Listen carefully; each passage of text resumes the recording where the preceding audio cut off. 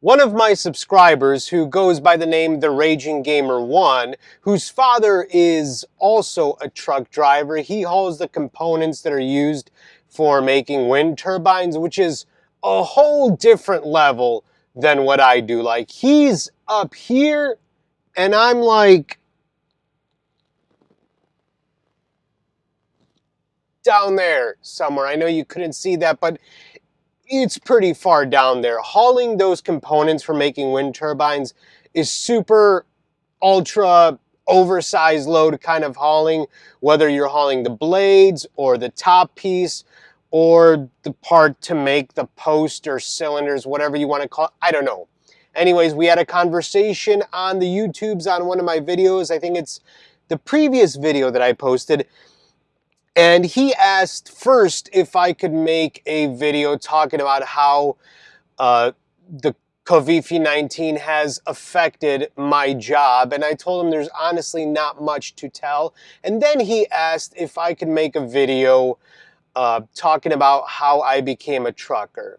So shall you ask, so shall you receive. Now, when I first started thinking about it, I just thought to myself, well, I started trucking in 2012, but that's not exactly the whole story, because that's just where I started, not exactly what got me to that point. To get the full story, we would have to go all the way back to 2012. Actually, all the way back to 2002, not 2012. And I apologize, but this is not the only time this is going to happen during this video. I misspeak many times. When I was just 19 years old. At that time, I started working for a private security firm called Burn Security, and they were later bought out by a company called Securitas, which I'll be referring to them as Securitas from this point on. I was posted to an Office Depot distribution warehouse located in Carroll Stream, Illinois. In fact, that is where I recorded my rubber glove middle finger video on a weekend when the place was shut down, and I was there all— No, comrade. You did not make rubber glove invention. You did not make rubber glove video. It was my idea. I make, I invent, I create, I put on YouTube, I get 10 million views. Not you, me. Shut up. I'm sorry about that. Sometimes my inner Russian comes out and causes all sorts of mischief and trouble. It won't happen again during this video. Anyways, I was posted to that Office Depot distribution center on November 21st of 2002. Over the years working there, my duties changed from time to time. And at one point, those duties involved managing all of the inbound and outbound truck traffic coming and going from the distribution center. We also had a set of dedicated drivers for that location that were JB Hunt drivers. That's the company that they worked for. And I got to know a lot of them. I'm trying to record a video and you're honking your horn. Can you believe that, guy? What a ding-dong. But as I was saying, the dedicated drivers for that location worked for JB Hunt, and I got to know a lot of them and became very acquainted with them. And this is where I started to get a bit acquainted with trucks and trucking and truckers. And that's probably the point where that seed was planted in my head to become a trucker. It just hadn't been realized yet. I wasn't at a point in my life where I had the motivation to go out and do it, or even thought about even doing it, but that scenario and that situation is what planted the seeds for that eventual move into trucking. It became a jumping off point, so to speak. The thought of becoming a trucker began to take root in my head. But finally, what gave me that motivation to seriously, consciously think about it was the fact that my duties at Office Depot began to steadily increase while the pay did not. So I became very disenchanted with the job, the company, and so on. Also at this time, Office Depot and Staples began talks of a merger to be in one company or one entity. And obviously there was talks that there would be layoffs, consolidations, and all sorts of wild things that come with two companies merging together. And so I wanted to get out of there before that shitstorm took hold, and I got caught up in the middle of it. Also in 2009, there was a massive turning point in my personal life, which caused me a lot of personal problems, which I'm not going to get into in this video, but it left me feeling overwhelmed by my surroundings and everyday life that I had to go through. I had this internal struggle of not wanting to do anything, but at the same time wanting to change everything. And I stayed in that state of despair and turmoil for the next 3 years, which obviously isn't very healthy, but that's the way it went down. Then around late summer of 2012, I finally got to a point where I just couldn't handle everything around me anymore, and that gave me that final push to make a change in my life. I signed up for CDL training with Wolf Driving School located in Schaumburg, Illinois. It's run by a bunch of Slavs, a bunch of Polish people like myself, and I highly recommend them. If you live in the Chicago area or the western Chicago suburbs around Schaumburg area, and you're interested in becoming a trucker, definitely check out Wolf Driving School, or look for go to KLLM.com. You could sign up with them. You don't have to have your license already. They will put you through school, pay for it, and set you on your career path. That is the company that I work for. Then on November 19th, 2012, I passed my final CDL exam and I got my CDL license. And it was without a doubt one of the happiest moments of my life, because all of the training just seemed so overwhelming and I wasn't exactly confident in my own skills. I think it was a byproduct of the low self-esteem I was feeling at the time.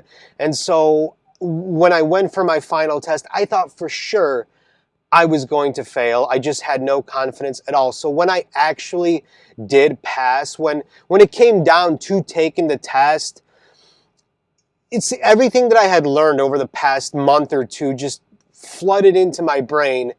And I realized I know what I'm talking about and I know what I'm doing. And finally passing that was just honestly an amazing feeling. So now that I had a CDL, I had to start job hunting. Amusing side note, I started my job with Securitas on November 21st, 2002. My last day on that job was November 21st, 2012. It didn't work out that way by chance. I decided that I would make my last day November 21st, so I would have worked there for 10 years to the day. Now, 29 years old, I have a CDL, and now I need to go and find a job. So there I was, November 21st, 2012. I had just left the job I had been at for the last 10 years. I have a CDL with no job, and as stated previously, I started job hunting. The first place that I tried to get a job with was a company called H.O. Wolding, which is based in Wisconsin. They wanted nothing to do with me because reasons, so I moved on from that. And I spent a lot of time on trucking forums and trucking websites to try and get an idea of where I want to work. Now, having been acquainted with a lot of truckers that came in and out of Office Depot and the dedicated ones that work there, I knew right off the bat that I should avoid the mega carriers like Werner Enterprises, Swift, CR England, like the plague. Avoid them at all costs. Do not go there. Stay far away. So I spent countless of hours reading and researching and trying to find a company that had a really good reputation overall, because a lot of companies were 50-50. And I get some people just might have been upset at them for different reasons, but when you have like a 50-50 split or even overwhelming negative comments like, yeah, that's just not a coincidence, I'm not going to go work for them. But eventually, through all of my research, I found KLLM, who are based down in Dixie, Jackson, Mississippi. I put in an application with them and I was accepted. And once I was accepted, they sent me a Greyhound ticket. And on December 8th, 2012, my brother dropped me off at the Greyhound station and I set off on my way to Jackson, Mississippi to start my orientation and training with KLLM. Also, this was my first time going ever in my life down to Dixie, down to the South, so I didn't know what to expect. And when I got there, I found that, yeah, there's some differences in the people, the way they talk, the way they communicate, but overall, it's pretty much the same everywhere I've been ever since. They put me up in a motel. They paid for me to stay in the motel while I did my orientation. And this being 7.5 years ago, I don't remember. I think maybe it was like a week and a half, something like that for orientation. But once orientation was done, the next step was to pair me up with a trainer. Now, from all the chats and conversations I've had with the truckers that I got to know at Office Depot, they said this is the point where your new career path can either be solidified or it could be completely destroyed. Because you could end up getting paired with a trainer that is not qualified to be a trainer. He's just using that extra body to put somebody in the driver's seat, get more mileage, and make more money.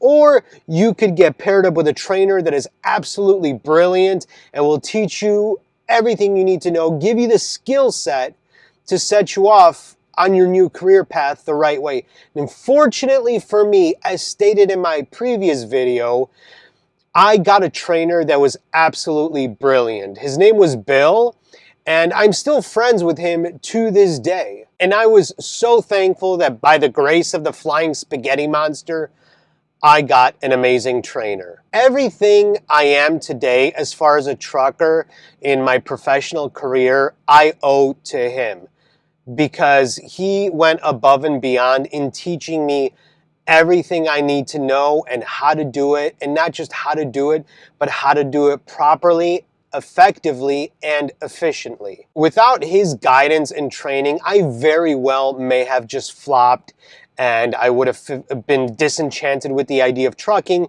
because I got stuck with some incompetent swamp donkey that wasn't teaching me anything, just trying to use me to get more money, pretty much. Bill and I set off for my training on December 15th, 2012.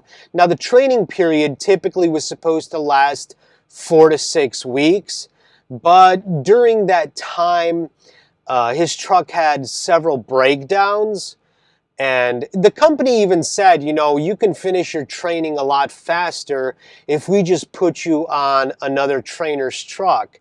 And while I was eager to get my training over and done with, I definitely didn't want to do it with a different trainer for the aforementioned reasons that Bill was very brilliant and an amazing trainer, and then all of a sudden that could all go out the window because all of a sudden I get stuck with a trainer that doesn't know what he's doing and is not qualified to be a trainer, but somehow he managed to be one. So I stuck it out with Bill through the thick of his truck getting broke down, and I decided this is how I'm going to finish my training with Bill. Plus, Bill and I got along so great. We had tons and tons of fun, you know, going down the road, having conversations about all sorts of things, watching movies and messing around the truck stops. It was a really fantastic time, and I just didn't want to give that up for somebody that I might not get along with at all. So eventually my training period with Bill ended around mid-February. I don't remember the exact date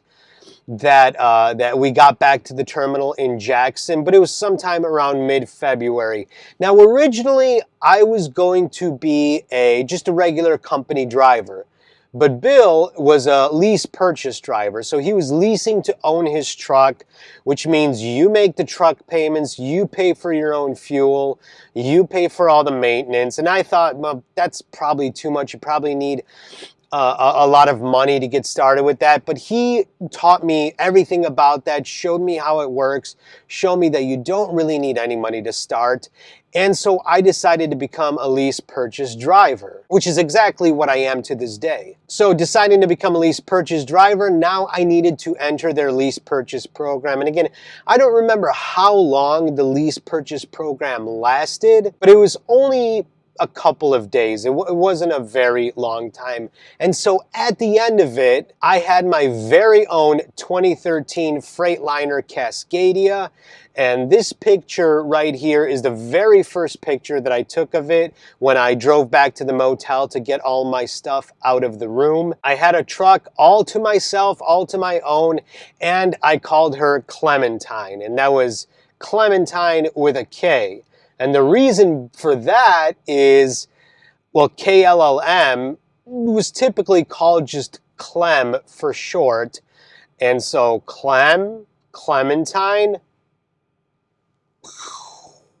I know, brilliant, right? That's what I told myself. Nobody else told me that, but I told it to myself, therefore it was brilliant. Then on February 26th, 2013. February 2016? What? That's supposed to be February 16th, 2013. I set out on my very first solo trip by myself, and I have to admit, it was a bit nerve-wracking because when you're in your training period, any sort of doubt or any sort of question you have your trainer right there to help you out, answer it for you. Now all of a sudden I'm out there on my own, and yeah, it was exciting, but again, it was also nerve-wracking. Although I did have Bill's number, and when we parted ways at the terminal, he told me, listen, man, anytime you have a question, anytime you need to know anything, don't hesitate to text me, don't hesitate to call me, and I will be here to help you out. And there was a few times where I did need to call him, and he was right there. He helped me out, and whatever problem I was having, you know, he helped sort it out. And so that was nice to have that to fall back on. But still, out there on my own, a bit nerve-wracking. In regards to Clementine, my 23 Freightliner Cascadia. Your what? That's supposed to be 2013 Cascadia. I honestly don't know what was going on with me earlier when I was recording this, but I obviously had some issues. Over the years, she gave me tons and tons of trouble, mostly with the DEF system. It cost me a lot of money, cost me a lot of headaches, cost me a lot of heartache.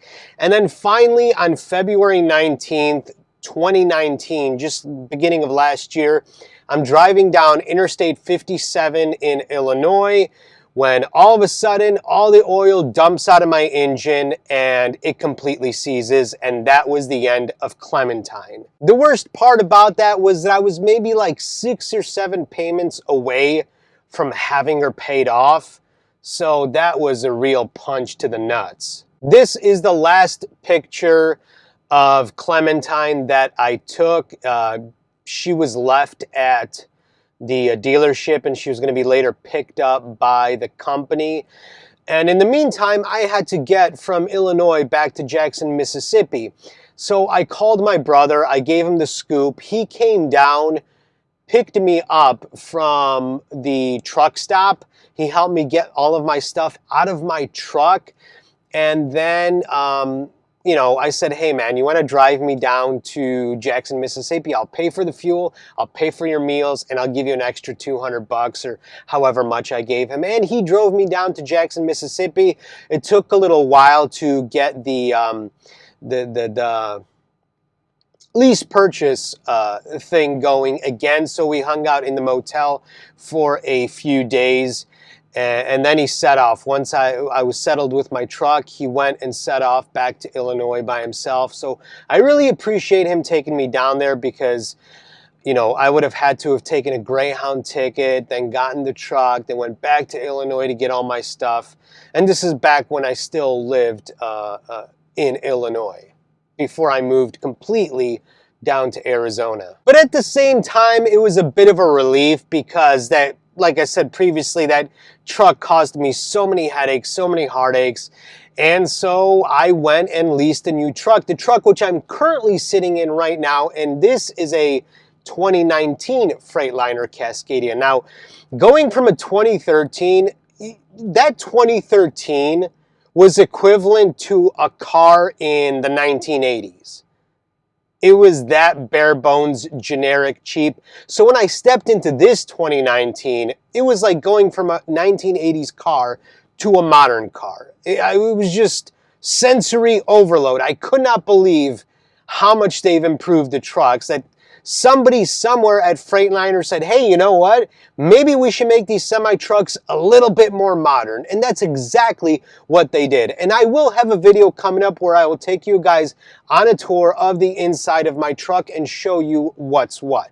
So I leased a new truck, the 2019 Freightliner Cascadia, which I named Khaleesi because I'm a big fan of Game of Thrones, and this is a first picture I took of her. This photo is marked March 5th, so I finally got the truck March 5th. So from February 19th to when my truck broke down to March 5th is the time that I was off, not on the road, not driving. So here I am 7.5 years later, still with KLLM, and I absolutely love this company. I have zero complaints. As long as I do what I need to do, I get left alone. They don't hassle me. They don't bother me. They don't anything. As long as you do what you need to do when you need to do it, they leave you alone. They leave me to my devices, and I do what I need to do. Although in October of last year, I got a call from a guy named Aaron, which runs their EcoShield division, that hauled, because KLLM mostly hauls food items.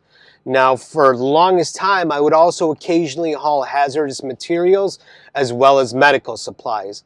Now, you can see a problem when you have a trailer that hauls all three of those things with food, medical supplies, and chemicals. Not exactly a good mix. So what they did is they split off a different division, EcoShield, that will haul the chemicals, that will haul medical supplies, all separately from each other as well as separately from the food. So I got a call from Aaron. He said, do you want to come onto our EcoShield division for a dedicated customer called, man, I hear this name all the time and now it just suddenly left my head. Dupree. It's another trucking company. They subcontract out to EcoShield, and so we are dedicated contract with them. And he said, do I want to do that? Now, normally I'm the type of person who, and it is a character fault of mine, where I get too comfortable with something and I absolutely just despise change. So my initial thought was, no, I don't want to do that. But I talked it over with my fiance. I gave her the scoop and the rundown of what's what with EcoShield. And she said, you know, it's ultimately up to you. And so that thought kept like churning in my head. I kept thinking it over. And I am an overthinker. I overthink everything, and it drives me crazy more often than not, where I wish I could just get an idea, boom, gonna go with that. But no, I'll just sit there and think about it for the next 3 weeks and can't get any sleep because I just keep thinking about whatever it is. But I thought about EcoShield, and contrary to what I normally do, I accepted the offer to go with EcoShield. And honestly, it is the best decision I've ever made in my life, because it's half the work, double the pay. Yeah, you have to hassle with hazardous materials and the licensing and the extra stuff that goes on with that, but it is well worth it.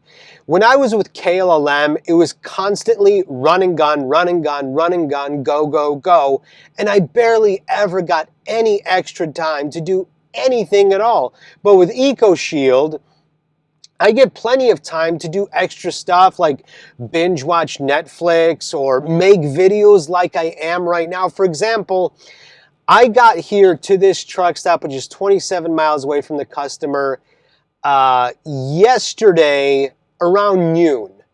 I took a shower, I got some sleep, I woke up, I hung out, I watched some YouTube, I watched some Netflix, I slept way longer than I wanted to, so I ended up staying up all the way to around 8 a.m. Then I took another nap, woke up, and I got started working on this video. And I still have all the rest of today to do as I please, what I please, and how I please. And then I deliver tomorrow at 10 a.m. and it's only 27 miles away. With KLLM, I never would have had this amount of time to do absolutely whatever I want or to do nothing. So that is an added bonus of being with EcoShield that I absolutely love. And because we have these big gaps, because most of the places I deliver to are 9 to 5 kind of places and are closed on the weekends. It's not the case this time because today is Tuesday.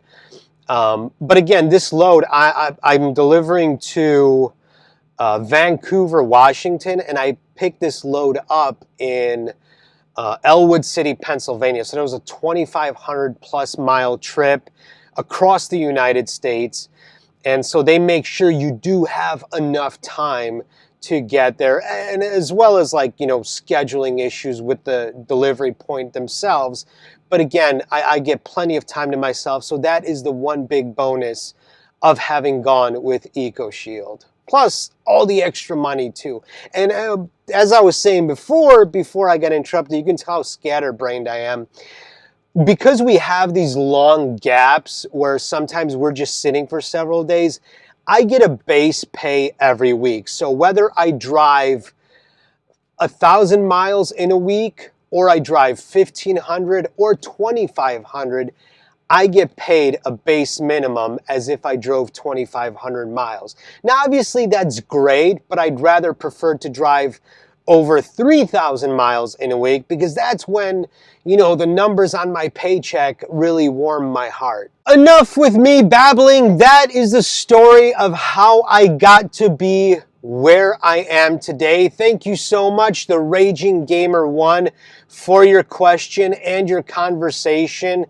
I hope your dad, who hauls the big heavy stuff, is very safe out there, and I hope he's doing well, and I hope that you are doing well. And the reason I made this video is because I actually want to have interaction with the audience that I have. So if somebody says, hey, could you talk about this or make a video about that, I will absolutely do it. Now, if somebody says, hey, can you make another rubber glove invention? No, I am not gonna do that. I don't want that single video to be what defines this channel in perpetuity. Like, yeah, I appreciate that it went viral. I appreciate that it has 10 million views. But there comes to a point where you have to move on from that thing. Otherwise, the channel is just going to get repetitive. And if you don't like that answer, you're more than welcome to unsubscribe. But I do want this channel to be interactive with my audience. That's why I reply to comments. That's why I heart comments, because I'm actually reading these comments. Now, obviously, I don't heart all the comments, at least not on the newer videos, but I do read through them. And now a lot of the comments are just stuff being repeated from a 10-year-old video, which I just completely ignore because, yeah, you're not the first person to say it. It's completely unoriginal and pointless. But hey, if they want to drop those comments, that is fine with me. There's just nothing there to engage. Now, like the Raging Gamer, he came, the Raging Gamer1, he came, engaged me in conversation. We had a short conversation. He asked, hey, can you do a video doing this? Absolutely, I will do that, because if that's what one of my viewers wants to see, maybe there will be some other viewers who wish to see the same, and I'm more than happy to do that for you. So that being said, I will end this video right here. I hope you all are having a fantastic day. If you have enjoyed this video, please give it a thumbs up. And if you have not enjoyed it, well, I'm sorry. Not really. I'm not sorry at all. I can't please everybody, and I'm certainly not going to try.